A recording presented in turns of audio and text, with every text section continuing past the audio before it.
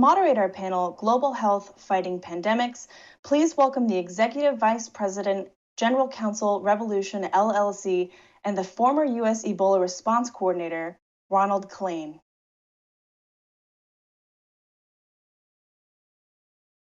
Good afternoon. My name is Ron Klain. I was the White House Ebola Response Coordinator during the West African Ebola epidemic of 2014-2015. It may seem impossible to imagine an optimistic conversation about infectious diseases in the midst of one of the world's worst pandemics. And yet, from the time I first saw the proposal for a Smithsonian exhibition on outbreaks about a year before it opened, I was enthused by the optimism it reflected. Infectious diseases have been the #1 killer of humankind throughout our history, and that will probably continue for a long time into the future. But the exhibit Outbreak tells the story of the brave men and women around the world who've been fighting those infectious diseases.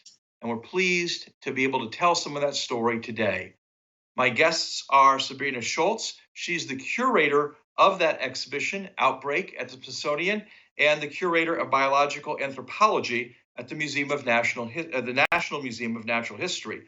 And with us also is Dr. Mateus Kambale Sahani. He is a medical doctor in the Democratic Republic of Congo, an infectious disease specialist there, where right now they're fighting the second worst Ebola outbreak in history. Dr. Sahani, I'd like to start with you. How is the population there coping with this Ebola outbreak?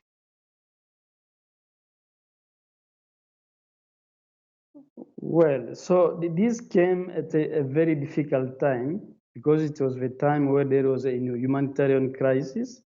And I think the big issue was that the people didn't trust the authorities, and it was like a mistrust between the authority and the population.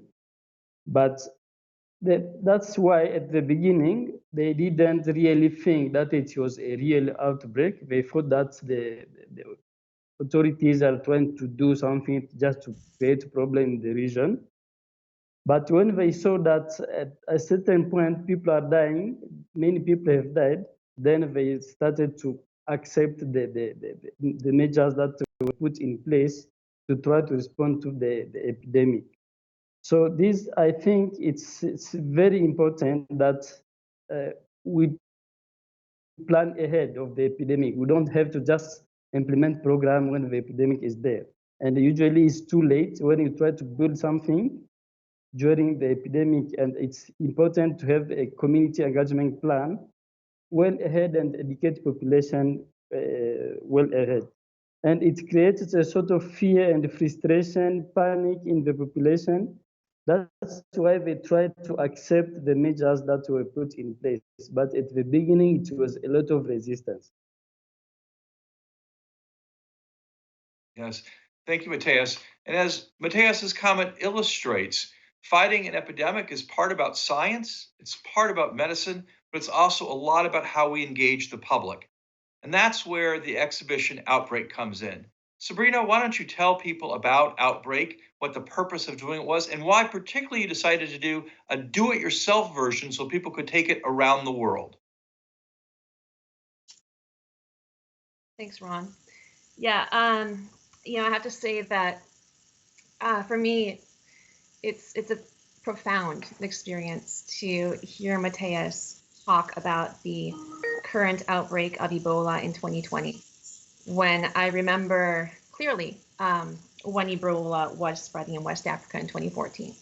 I wasn't there, but I'm speaking about the scientific publications, and which was vivid and made me wish that there was something that I could do to help. And that was when and why Outbreak started as an idea, years before it finally opened as a major exhibition at the Smithsonian's National Museum of Natural History in 2018. The idea came from a medical doctor named Dan Lucy, who was treating Ebola patients in West Africa during the epidemic. And there was so much fear and misinformation about Ebola at that time, as there still is, as Mateus was saying. And I think you know this very well, Ron, that in the US there was a panic in 2014.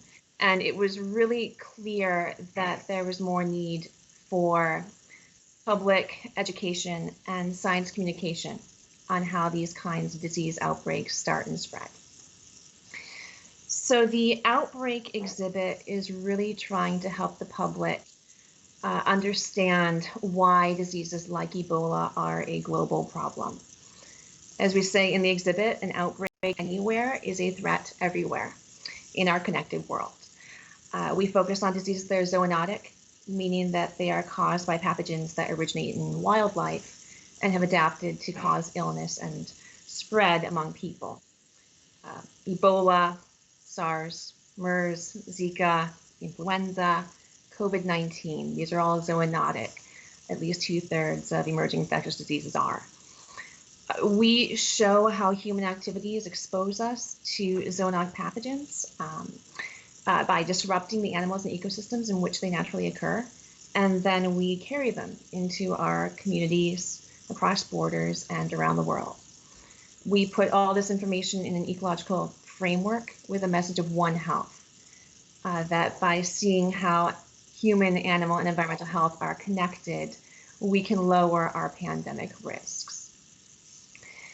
The idea, the recognition that we should do a do-it-yourself version of Outbreak came with the understanding that people everywhere do need this information, but it needs to be communicated by and for the community to address the local problems and needs, right? I am not the one to be speaking to Mateus' community about preventing Ebola. It's much better for me to help him do that.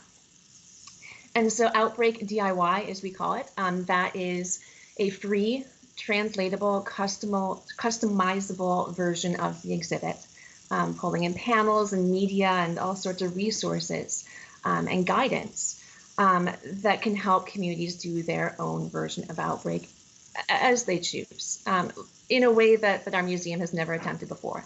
And so in the last 2 years, we've seen Outbreak DIY used in dozens of countries and hundreds of times on beaches and in parks and hospitals, airports, libraries. And those numbers, they're promising. It seems to me so successful, but I'd say one of the most positive things about it has been the way that it's connected us to people around the world, like Mateus. Well, so Mateus, why don't you talk to us about how, in the middle of an epidemic, you've used Outbreak DIY to educate people in Congo, and what role it's played in your community? Okay, so the DIY program was really a very big success and a very good start for the community engagement program, because we need to engage the population for the health. Because if we don't engage the population, then we'll have difficulties to implement program. So it was very important from the DIY program that people could understand what's the link between the animals and between people and animals, and what's the origin of zoonotic disease. So we try to use the panels to educate the population so that they can understand exactly what's the link, what's the role that animals can play to transmit the disease to people. And from that, I think it was very important to try to engage the population in understanding the origin of diseases. And this is really the thing that they are lacking in our community. So people try to build a program in the office and they want to go to the field to implement it. But if you don't engage the population, don't explain to the population what you are bringing to them, it's not really sure that you will have a success. So, but what I want to say here is that the DIY program, the way it was designed, it was very important, very good tools that we can use to engage the population.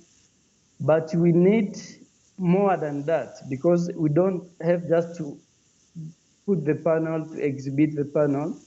If you don't have interaction session so that you can explain to population what's the message that is carrying. So people can come and read, but if there's no one around to explain them what's the message in that, it's become very difficult. So it's really important to have interaction sessions so that people can ask questions that they have and have more explanation. So it was really very important and helpful, but we need to do more than that.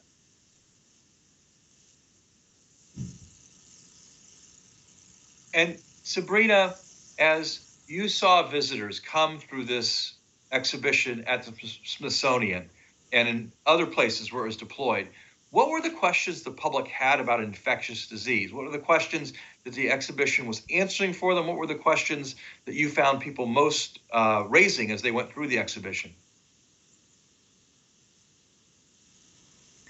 Well, it's been really fortunate that we have so many volunteer facilitators in our exhibit in Washington, D.C., because they can have these conversations and address these questions, and I can find out what people don't understand and what they want to know. And I think that it ranges, from everything about what is a novel virus, what does that mean, to the dynamics of the transmission of the pathogens, to why certain pathogens make us sick and how to what vaccines do and how they work. We try to cover all of that in the exhibit. And so I think that not only is there a lot of different types of information that can fill a lot of gaps and provide a lot of understanding for different folks, but also in the ways that we present it, with the video, with the interactives, with the visuals, those facilitate different kinds of learning and get at different kinds of learners. I think that what he was saying there, about just what more you need, or what's not enough when you're trying to communicate some of these issues. I completely can relate to that and see parallels in what I've observed as well. There's a real challenge in explaining evidence in a way that is understandable and relevant. You have to know your audience in order to do that right, and to a certain extent, they have to know you in order to trust what you're saying and explaining about where disease came from, or what are the benefits of a vaccine. To build that relationship, if it's not already there, that takes a lot of time and resources, because you can't just start in the middle of a crisis, as Mateus was saying. You need to invest long term and start early to build that knowledge in a way that people can retain and hopefully share. And then I'll just say that I think beyond that, another challenge, even if people do believe the facts, is that they have to care.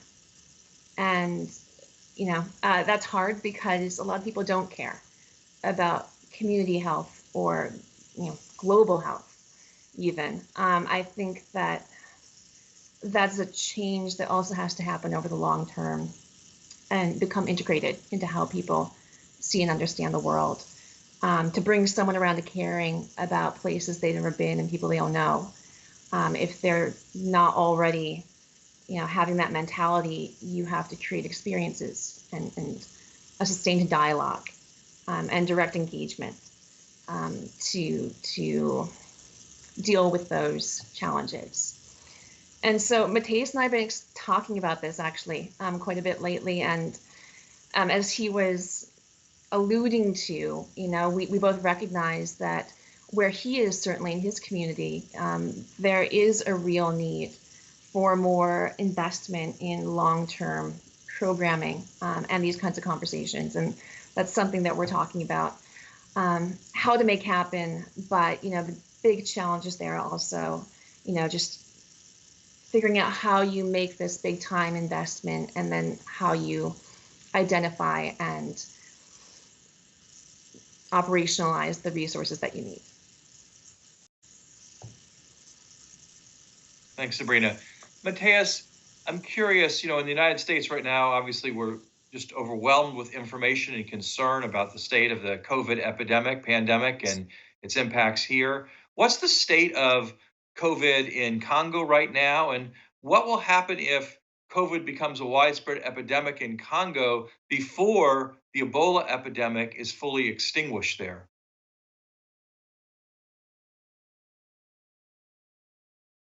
Yeah, this is a really big issue because in the middle of another epidemic and another one is coming. So I think what's very important, what I was saying, is that we need really to have a long-term program and try to implement IPC program so that we can work ahead of the epidemic. We cannot just try to implement something when the epidemic is there. So the COVID-19 is coming to create another frustration while people are still having problems with controlling the while people are still having problems with controlling the Ebola. So what I'm saying is that we are really lacking a global health effort so that we don't work in a dispersive way and put all the effort together. So when there is an epidemic somewhere, all the people engaged in the global health should find it their own problem and try to do something, try to make action before it spread elsewhere. If you find the COVID-19, for example, it started in China, but people didn't do anything. And I think that people didn't think that it spread the way it is now. So that's the effort that is lacking. I think we need really a global health effort and put all the effort together. When there is one case or two in an area somewhere, so people have to act at that time. You don't have to wait until it's spread everywhere. So this is one thing, but also I think what's very important, we need to have a sustainable program that can be implemented everywhere and make sure that we have measures, because we cannot just have to respond to an epidemic, but we don't prepare anything. We are very bad in preparedness. But also we need also to try to understand, to do a lot of research, qualitative and quantitative research, to try to understand what's the thinking of people. Because if you want to implement a vaccine for COVID now, you understand that the time to act is now. We don't have to wait until you have your vaccine and then you want to implement it. It's important at this stage to start educating people, educating the population, to explain them what is vaccine, how it works, so that when the time will come to do clinical trial or mass campaign vaccination, people will have the information already. So I think that's the most important thing that we have to do, and also try to take into consideration all program that we want to implement, take into consideration the culture of the local culture of people. Because I can give an example for the Ebola, the secure burial process. So the culture here does not understand that you can take the body of someone and go and bury it without involving the family. So we should try to concept the program that take all these things into consideration so that you don't face too much resistance when you are implementing a program. Right. Thank you, Mateus. Sabrina, I'm going to give you the last word. I have to say that the messages of this panel, of the exhibition, that we're all connected together. There's no health security without the entire planet being safe. That there are public engagement, education is critical to fighting epidemics, and that there's so many brave men and women in this fight every day that we all owe a great debt of gratitude. Those are the messages of the exhibition. What I'm optimistic about is coming back to the Smithsonian someday when it reopens and seeing the exhibition again. How will you address COVID in a revised and updated Outbreak exhibition at the Smithsonian? We are working on it. We will have updates, certainly. When we designed the exhibit and opened it, we weren't intending for extensive updates because they're costly, but we recognize that we do need to have this story among the others. It belongs there. And, it's challenging because the pandemic is not over, and there's still a lot that we don't know. But when we open, we will have, hopefully, some good content there to reflect and represent some of what we've all been through. And I know that it's my responsibility as the curator of this exhibit, and being responsible for the accuracy and the appropriateness of everything that we show, that the facts of this pandemic will be there for everyone to see. Right. Thank you, Sabrina. Thank you, Mateus. Thank you, everyone who joined us for this important conversation.